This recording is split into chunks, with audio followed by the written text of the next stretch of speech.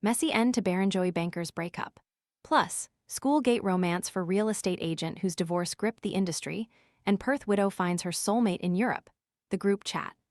Welcome to the group chat with Lucy Manley, where Australia's most trusted society insider shares the hottest gossip before it makes the news. It's been 2.5 months since aspiring socialite Chloe Hayes emphatically shut down whispers she and her banker boyfriend Dyson Bowditch had called it quits.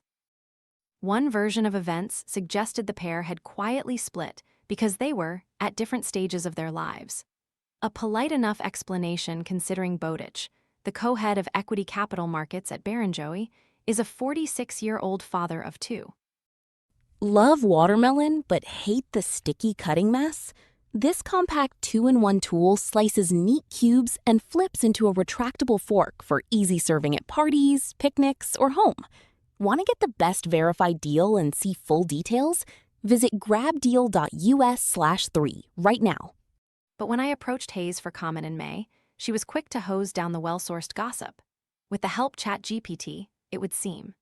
In a fiercely worded and robotic response, she insisted that she continued to reside at my home shared with my partner, and you are welcome to contact Dyson directly to verify this. Socialite Chloe Hayes is gallivanting around Europe looking every inch the single Pringle, 2 months after strenuously denying her split from Barrenjoey banker Dyson Bowditch. She even threatened legal action if I reported on their rumored split. I made it clear in my story that Hayes maintained their relationship was intact. Although I also noted I was keeping a close eye on the situation given the reliability of my sources. 11 weeks on, and the glamorous brunette is gallivanting around Europe's favorite influencer playgrounds looking every inch the single Pringle. So far, she has ticked off Saint-Tropez and Ibiza with the obligatory beach clubs, bikini thirst traps and sunset spritzes. No trip to the White Isle would be complete without a turn behind the DJ booth, where Hayes happily danced the night away as if she'd just landed a residency. According to a close friend, Bowditch has remained in Sydney busy working, while his former flame, and yes, she is a former flame, tops up her Mediterranean tan. When I first caught wind of the breakup in May, Hayes maintained the relationship was intact. Dyson and Chloe are pictured together in happier times before they quietly split because they were at different stages of their lives. In all, it's been a rather drawn-out and confusing end to a breakup that I knew all along was true even if one party seemingly wasn't quite ready to admit it. Meanwhile, I'm told the financier is still carrying the scars of his second marriage to Jessica Bowditch, a prominent Sydney socialite and former morning television producer. The Bowditches' split made it into the pages of the Australian Financial Review after Jessica allegedly entered Dyson's bedroom during an argument over a recent purchase and struck him with a pillow before calling police. In a twist stranger than fiction, it was Jessica who was subsequently arrested, taken to Waverley Police Station, and charged with assault, while police also obtained an apprehended violence order against her. During court proceedings, Deputy Chief Magistrate Theo Tsavdarides reportedly chastised both parties for engaging in childish behavior. Thankfully, cooler heads ultimately prevailed, and Sydney's most talked-about pillow fight was recognized for what it really was: nothing. One of Sydney's few genuinely charming real estate agents, Adrian Oddie, is officially off the market after hard-launching his romance with restaurateur Kelly Fedeli. It's been one glamorous backdrop after another for the impossibly good-looking couple who have been making their way through Paris, Saint-Tropez, Rome, and Ibiza. I've heard the pair may have first crossed paths at the school gates, with both their daughters attending the same elite private school in Sydney's eastern suburbs. It's Adrian's first public relationship since his split from interior designer Chloe Matters, the mother of his 2 children. The former couple have remained remarkably amicable, so much so that Chloe even joined Adrian on his podcast, The Oddie Potty, where they spoke candidly about the end of their marriage. "My future husband is not going to be in real estate," Chloe Matters told her ex-husband Adrian Oddie on his remarkably candid podcast The Oddie Potty.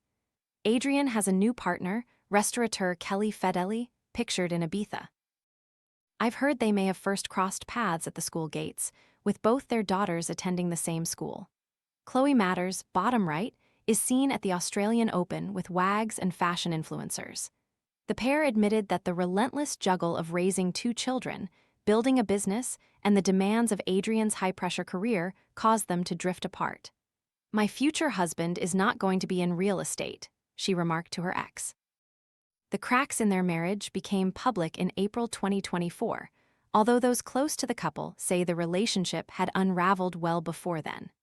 While Adrian appears to have embraced a new chapter filled with romance and podcasting, Chloe has become a regular on Sydney's social scene. In recent months, she's been seen rubbing shoulders with fellow interior designer Jade Yarbrough, the sister-in-law of Carl Stefanovic, Melbourne AFL wag Jessie Murphy, the wife of former Carlton skipper Mark, and model Montana Cox. Are you sensing a theme in this column? But for controversial Perth socialite Clara Hurst, jetting off overseas isn't a once-a-year splurge. It's practically a seasonal ritual. The Tenerife native, who is long called the well-heeled western suburbs home, is living it up aboard a superyacht named Soulmate off the coast of Sardinia, celebrating the 50th birthday of Perth lawyer Peter Walls. A week-long charter will set you back a cool €110,000 during the high season. Only days ago, the glamorous group were tagging each other at La Terra's Ritual, the open-air rooftop restaurant and cocktail bar carved into the granite cliffs of Baja Sardinia. In a photo passed on by one of my Perth spies, Clara Hurst sunsoaks aboard a boat docked at Is Vedra, an uninhabited island off the southwest coast of Ibiza, Spain. Glamorous Clara, left, is seen alongside her sister Christina, right, in Ibiza. Perth elites Grant Schaffer, Christina Young, Clara Hurst, and Nick Van Hewick are pictured dining at celebrity hotspot Jiggy Ramatool in Saint-Tropez. The Italian getaway follows several equally enviable stops across the continent. Just weeks ago, Clara was soaking up the London summer before making her way to Saint-Tropez, where she dined at celebrity hotspot Jiggy Ramatool. From there, it was on to Party Island Ibiza before hopping back across to Italy. The glamorous getaway comes amid the ongoing fallout from the collapse of her late husband Dr. David Hurst's Perth Dental Clinic, and just weeks after ASIC agreed to fund an investigation into the affairs of his former practice.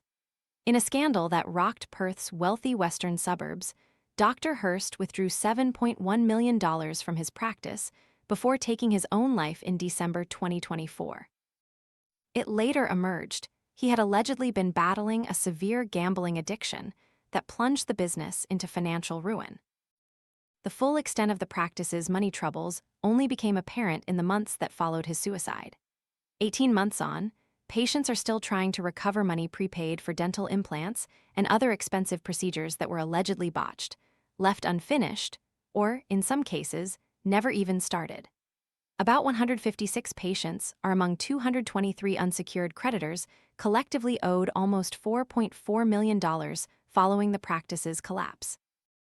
Many had accessed their superannuation or retirement savings to pay for treatment at the practice's request. On December 10, 2024, Dr. David Hurst, right, died suddenly at Crown Perth Casino while his wife Clara and their 2 children were in Bali. Clara became caretaker of his business, Perth Dental Rooms, only to discover it had been trading insolvent since June 2023. Law firm Slater and Gordon is now preparing legal action on behalf of 48 of Dr. Hurst's former patients. Clara, it should be noted, is not accused of wrongdoing related to the clinic's financial implosion. However, many patients believe their only hope of seeing any of their money again rests with her as the executor of her late husband's estate. I can only guess that seeing Clara chasing the European summer won't do much to reassure those still waiting for answers. Clara previously said, in a June 2025 statement, "I can confirm that I have diligently acted as the executor in informing all relevant parties of any potential claim against the estate of my late husband. I have great sympathy for the patients who have been left untreated after my husband's passing, and I hope that the professionals in charge of winding up his business can continue to diligently work to recover value for them."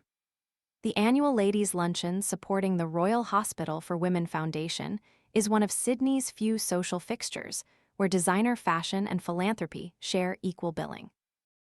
The glamorous fundraiser is fronted by a who's who of the eastern suburbs set, including hotelier and philanthropist Harriet Waugh.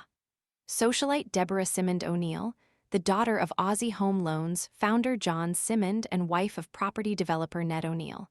and Madeline Holtznagel, the partner of Maryville mogul Justin Hems and mother of his son, Jaeger. Naturally, the most recent lunch was held at Maryville's waterfront hotspot Mimi's in Coogee, where the risée flowed as freely as the air kisses. The event raises money for the Royal Hospital for Women Foundation, funding research, innovation, and improved outcomes for women and newborns. This year, however, one name on the host committee stands out. Joining the glamorous trio is lawyer Zena Nasser-White, wife of former WiseTech Global Executive Chairman Richard White, whose colorful personal life has generated almost as much intrigue as the software billionaire's fortune. Long before she was helping to host one of Sydney's choicest charity dues, Nasser-White was a familiar face in the society pages thanks to her husband's spectacularly messy personal affairs spilling into the courtroom. Zena Nasser seen arriving at Mimi's in Coogee last December. Zena Nasser has joined the Royal Hospital for Women Foundation. Their relationship has unfolded like a corporate soap opera with a revolving cast of former partners. Court documents filed during the couple's own relationship breakdown contained a series of explosive allegations from both sides, all of which were vigorously denied and never tested in court. But time heals all wounds, it seems, and they are now firmly on, with Zena even opting for a double-barreled surname as a symbol of her commitment to White, who, I am sure, is now a thoroughly reformed one-woman man. Last year's luncheon raised an impressive $800,000. This year, the Cashed Up Committee has set its sights even higher, hoping to crack the $1 million mark.